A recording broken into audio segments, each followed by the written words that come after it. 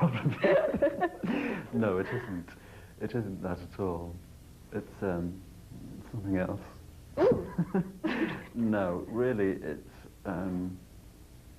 I don't think in fact, I absolutely have never really had a fulfilling relationship, which is not something that I intend to state as some great dramatic revelation. But it's true nonetheless. I haven't really, which has gave me a particular viewpoint on relationships, which I suppose isn't really very common. And yet, it doesn't seem to have made you bitter. Oh, it has. Has it? Yes. When you're well known for being critical, do you find that it wounds you very deeply when people do the same to you? Can you take criticism? Sometimes criticism is quite useful, and just because it's negative, really, it doesn't mean that it's wrong and people have warped viewpoints.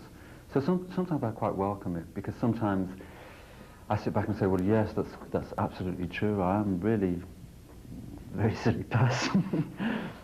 So, no, sometimes I welcome it. But sometimes when I know it's just somebody who dislikes me for completely unknown reasons, I don't really accept it. I tend to stamp about and, you know, phone up the lawyers and things like that and smash milk bottles.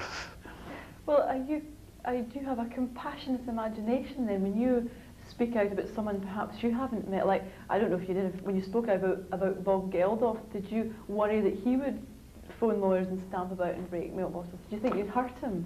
I didn't think so at the time, because I thought that he was far too busy in this great big world of, you know, Live Aid, that he wouldn't really pay any attention to my viewpoints, which were repeated so often throughout quite a long period that suddenly it seemed like I was starting some kind of a movement, which wasn't really the case.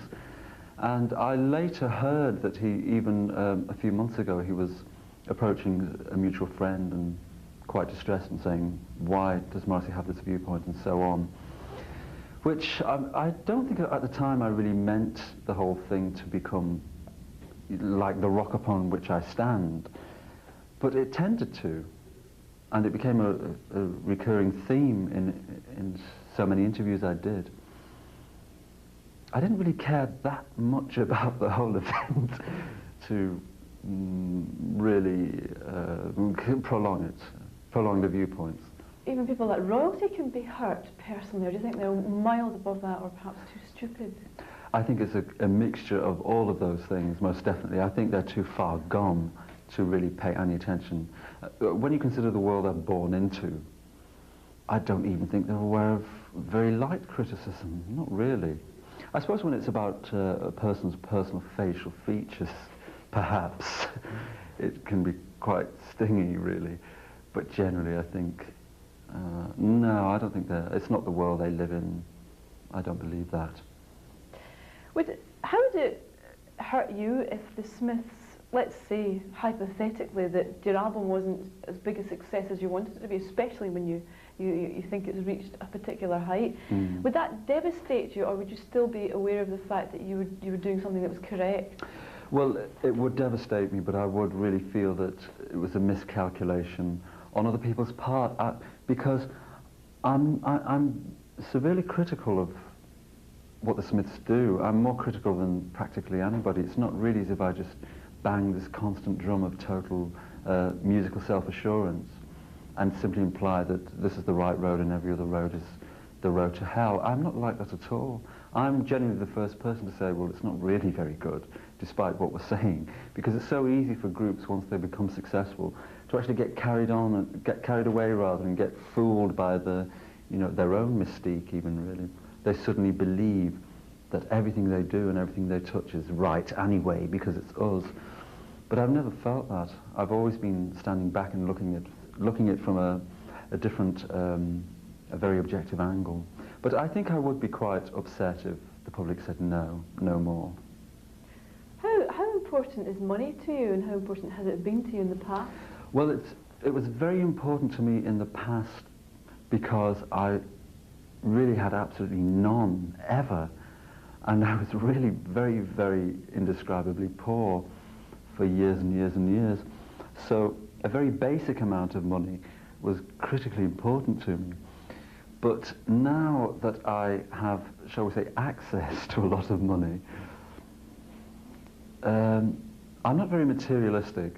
I don't own great gulps of land, and I don't own great bulks of machinery and things like that. I don't own anything, in fact, apart from a house. But I'm not materialistic in the least. I think as long as I'm quite comfortable and I don't starve to death, and I can afford to put the heating on and things like that, I have very pathetically humble requirements. I mean, most people feel that if you release a single and it gets number 29, that you instantly have uncountable amounts of money, which of course is not true. We've never earned money from singles. We've earned money from albums. But it still isn't fantastically unbelievable amount. If the Smiths ended today, in a couple of years I'd have to really start, trying to find my old CSE results and things like that. What did you get? Well, I got an O level in woodwork, which I'm sure one day I'll put to great use. You and Princess Diana. Well, I knew we had something in common. What things frighten you? Not really. What things frighten me? Do you desire travel? No, I don't desire travel, which makes things quite difficult, because obviously with most successful groups travel a lot, constantly, every day. They do world tours, things like that. The Smiths have never really, for instance, played in Europe. We've only been to certain countries once or twice to do 1 or 2 dates, but generally we haven't really touched anywhere except America.